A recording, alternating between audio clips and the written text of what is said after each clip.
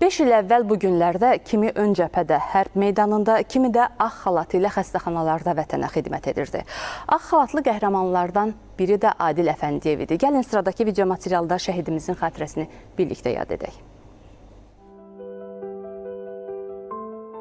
Vətən müharibəsinin ağ xalatlı qəhrəmanı idi şəhid Adil Əfəndiyev. Azərbaycan Tibb Universitetinin Hərbi Tibb Fakültəsinin məzunu olan Adil təyinatla Culfa rayonunda hərbi həkim kimi xidmətə başlamışdı. 2020-ci ilin sentyabrında başlayan haqq savaşında vətən sevgisi onu ağ xalatla bərabər silaha da sarılmağa yönəltdi.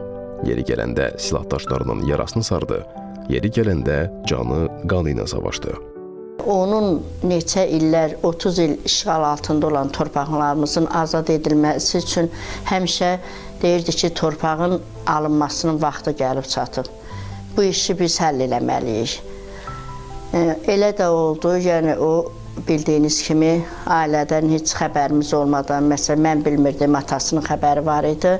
Özü könüllü müharibəyə qatıldı, döyüş bölgəsinə getdi. Ağ xalatlı bir mələk kimi, silah da əlində həm hərbiçi, həm döyüşçü kimi döyüşlərdə iştirak elədi.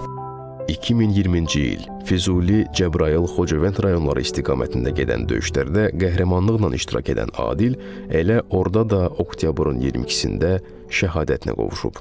O, şücaəti və qəhrəmanlığına görə dövlət başçısının sərəncamları ilə vətən uğrunda hərbi xidmətlərə görə, Şuşanın, Xocavəndin, Füzulinin azad olunmasına görə, vətənə xidmətə görə medalları ilə təltif edilib.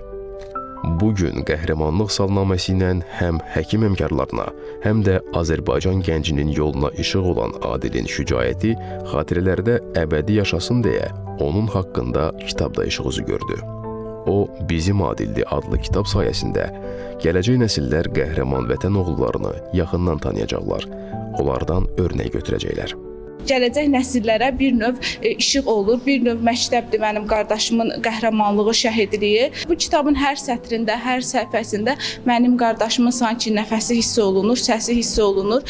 Onu oxuyan hər bir kəs mənim qardaşımın necə bir oğul, necə bir dost, necə bir yoldaş olduğunu aydın təsəvvürdə canlandıra biləcəkdir. Alməmməd Nəbiyev, Elmar Qasımov, Rauf Məmmədov, ASTV Xəbər. Allah bütün şəhidlərimizə rəhmət eləsin.